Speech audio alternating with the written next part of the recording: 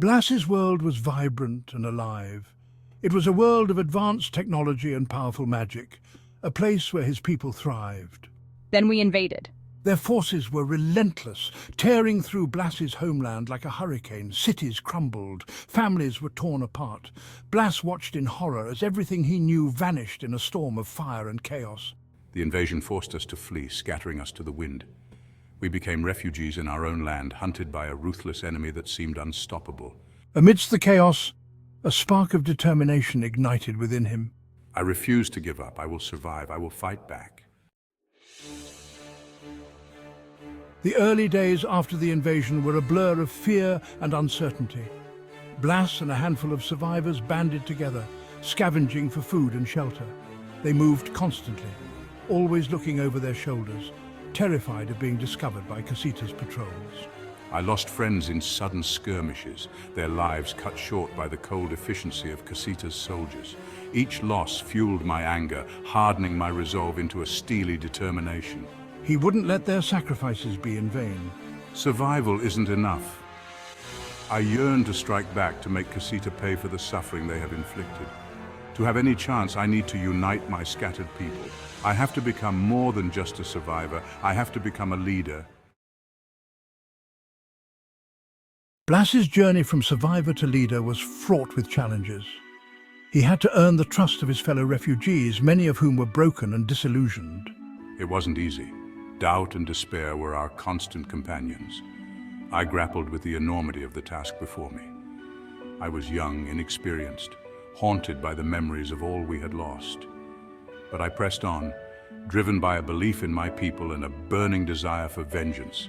Slowly, Blas's efforts began to bear fruit. Small groups of survivors, inspired by his unwavering spirit, rallied to his cause. But as our numbers grew, so too did a disturbing truth. The invasion had changed us. The horrors we had witnessed had left an indelible mark, twisting our hearts and blurring the lines between right and wrong. For a brief time, it seemed like the tide might be turning. Blas's growing resistance movement started to win small victories against Casita's forces. These victories, however, came at a cost. As my followers grew bolder, their methods became increasingly ruthless. They mirrored the brutality of our oppressors, justifying their actions as necessary evils in the fight for freedom. Blas watched this transformation with growing unease. He understood their anger, their pain. He felt it too, but he feared that in their pursuit of vengeance, they were losing sight of their humanity. I tried to rein them in, to remind them of the values we were fighting for, but my words fell on increasingly deaf ears. My pleas were drowned out by the clamor for blood. Casita, alarmed by the growing strength of the resistance, dispatched a new commander to quell the uprising. His name was Vehum, and he was unlike any enemy they had faced before. I believe fear is my greatest weapon, and I will wield it with chilling effectiveness. Vehum waged a campaign of terror, targeting not only the resistance but also innocent civilians. Villages were razed, families were executed, and those who dared to resist were made examples of. Under Vehum's relentless assault, Blas's movement began to crumble. Morale plummeted, and the unity that Blas had so painstakingly forged began to crack under the strain of fear and despair. With his forces dwindling and hope fading, Blas knew he had to do something drastic. He had heard whispers of an ancient technology hidden deep within the ruins of his people's past, a power that could turn the tide of the war. The journey to find this lost technology was fraught with peril. We braved treacherous landscapes and evaded Casita's patrols. We faced down monstrous creatures and navigated deadly traps, our determination fueled by a flicker of hope that this ancient power could save our people. Finally, after weeks of hardship, they found it. The ancient technology, a marvel of engineering and magic, pulsed with raw power. My back against the wall, and my heart heavy with the weight of my people's suffering, I made a choice. I would embrace this power, even if it meant sacrificing a part of myself in the process. The process was agonizing.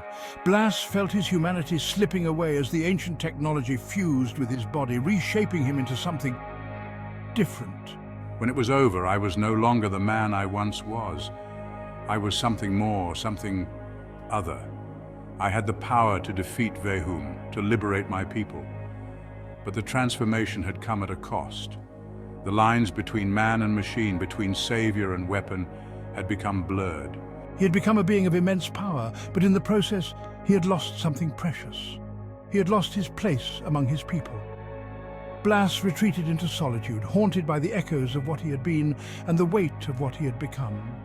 He roamed the wastelands, a solitary figure seeking solace in the silence. He had saved his people, but he could no longer be one of them. He was a guardian, a protector forever set apart. One day, as he stood on a windswept plateau, a figure emerged from the horizon. A young woman, her eyes filled with a familiar mix of hope and fear. She had come seeking his help, unaware of the price he had paid for the power to grant it. Blas looked at her, a flicker of recognition stirring within him. The fight was far from over. His solitude, it seemed, was not to last. The spirit of resistance, like a flame, still flickered in the hearts of his people, and Blas, forever altered, would answer their call.